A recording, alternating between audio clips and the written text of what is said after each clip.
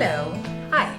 Hello everyone. I am your hostess with the mostest, Susie Q, and welcome back to my stage, your platform. I hope you all had a wonderful weekend, especially the women, and do not get me wrong guys, before you jump on my throat, I sincerely hope that everyone had a great weekend, really. But why women in particular, you may ask? Because this week marked the 100th anniversary of suffrage. Yay! Suffrage. Suffrage? What? Wait, who is suffering? Do you know anyone suffering around here? Because I ain't suffering. Are you suffering, woman? Psst. Child, you're crazy. You're crazy. No, I ain't crazy. That isn't the kind of suffrage I'm talking about, although women who formed this movement did in fact suffer. So, what am I talking about then? And what is suffrage? What is the meaning of it? What does it mean? It simply means the right to vote in political election. And in this case, I am talking about the movement formed by women in the mid-19th century that made it possible for all women today to have the right to vote in elections. Again, women after 75 years of fighting were finally allowed voting rights after the 19th Amendment was passed on August 18, 1920. And even though black women were part of that fight, they would wait nearly 5 decades more to actually exercise that right. Because you see, the 19th Amendment did not eliminate the state laws that operated to keep black Americans from the poll. For example, they were to pay poll taxes and take literacy tests. They certainly were not covered under the so-called grandfather clause, where white women who could neither read nor pay poll taxes were allowed to vote because their ancestors always voted before the new law, which was finally written to give suffrage to all citizens to vote, was passed. So the grandfather clause disenfranchised African American women. Just another loophole for southern states to prevent blacks from voting. The 19th Amendment certainly did not address the racial terrorism of violence and lynching in the South, another obstacle which will prevent African Americans from voting, regardless of gender. So one can only imagine how much harder it was for a black woman in states like Georgia, Mississippi, Virginia, Alabama, and so on and so forth.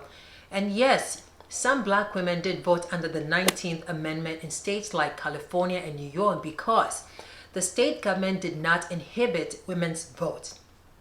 So even though women were finally given the right to vote, it was not until the Voting Rights Act of 1965 was signed into law by President Lyndon Johnson on August 6, 1965, in the presence of Martin Luther King Jr. and other civil rights leaders, that the barrier at the state and local levels that prevented all African Americans from exercising their rights to vote ceased. And of course, women suffragettes like Fannie Lou Hamer, Ella Baker, and Diane Nash are to be acknowledged for their continued fight for voting rights for all until that year in 1965. The fight for suffrage had been a long journey for all women, and especially for black women. Why then will we take it for granted today? It is our civic duty to vote. When we were not given the right, we fought for it. And now that we have it, we take it for granted. So when I mentioned before that this week marked the 100th anniversary of women's suffrage, this is the kind of suffrage I'm talking about. The right to vote. All those women's pioneers are who we are celebrating this week and also today on my stage, your platform. It's about 10 weeks until election day. And I can't express my great disappointment when I hear people say right about now that I don't care what's happening. I don't care anymore. I am not going to vote. It doesn't make any difference to me whether or not I vote. Nothing would change, so I don't care. Really? Really? Are you hearing yourself? Up until 100 years ago, women were not even considered fit to vote. Of course, World War I dispelled that. With the masses of women working in armament industry, their voices could no longer be quieted. So yes, women worked in munition factories during the war. Additionally, did women not aid doctors in nursing the wounded soldiers back to health? Did they not work as secretaries for generals, yet catering for children at home and doing chores around the house while their husbands went to war? Were they not entertainers for troops in the war front? Hell, didn't even women keep certain sports like baseball alive? Like that movie, A League of Their Own, a comedy drama based on a real life event where the women formed the All-American Girls Professional Baseball League, also known as AAGPBL, while men went to war. Well, that may not be super relevant. It was during World War II, but you get my point. It was ungrateful and illogical to deny women the right to vote when we were just as important as men. We cannot do without each other, obviously. So remember that your civic duty in this world and in this country is just as equal to that of a man. We cannot take our civil rights duties for granted, fellas.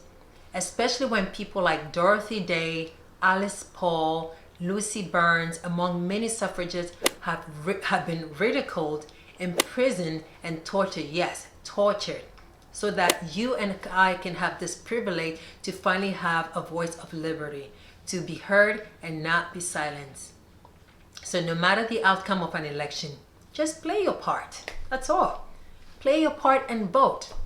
I know how very important history is. To know history is to learn the truth.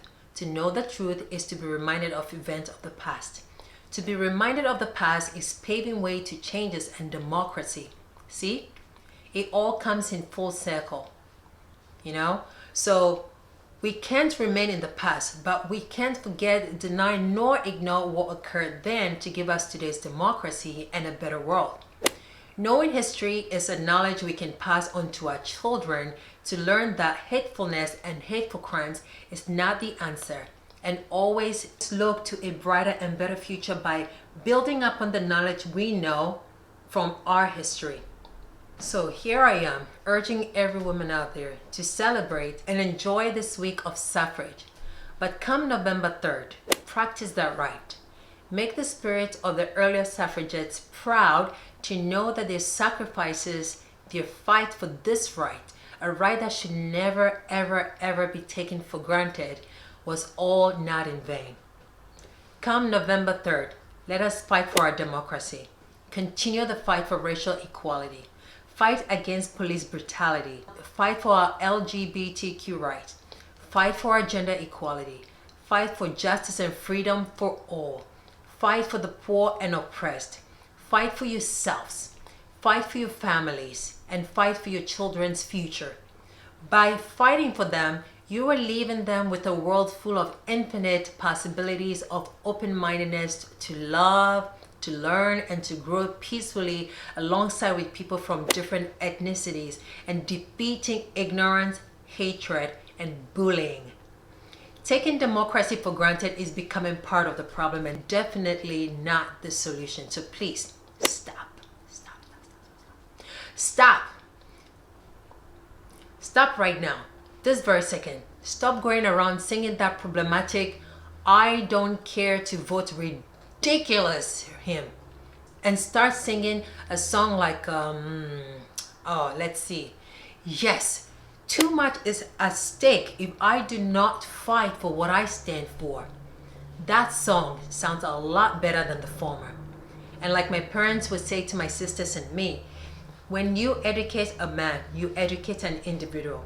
But when you educate a woman, you educate a whole nation. And no offense, my dearest men, I still love you all. You know that. I love you guys.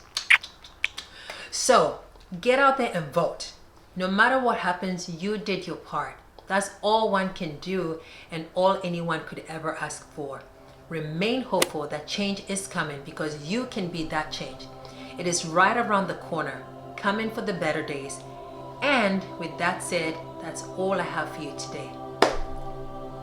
To my subscribers, I remain thankful to all your support. If you enjoyed today's discussion, please do not forget to comment and give this video a thumbs up. Now, if this is your first time at this platform, I thank you very much for joining My Stage, your platform. Now, you see that red subscribe button on the bottom right of this video on your screen? Yes, that one. Go ahead and press that button right now to subscribe and be part of the Q Train Wagon with all its future discussions and giveaways.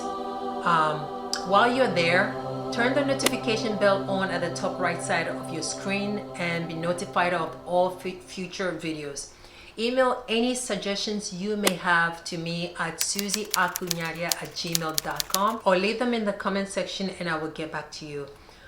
Join me on Facebook, Instagram, and Pinterest. I have all the links below in the comment section, or they're also on my page. Just click and be connected to all my socials. Next week's video could go two ways. It could be either about the electric college or all about skincare. So make sure you tune in, turn up, and join in the discussion. It's going to be a fun time pampering ourselves if we should go the way of, skincare.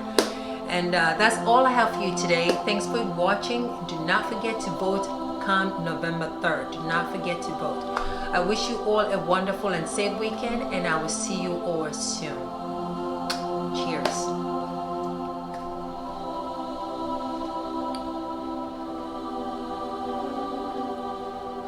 You notice how today I didn't say in the beginning that it's cold, even though I'm cold. I have to muster it all up, but I'm cold.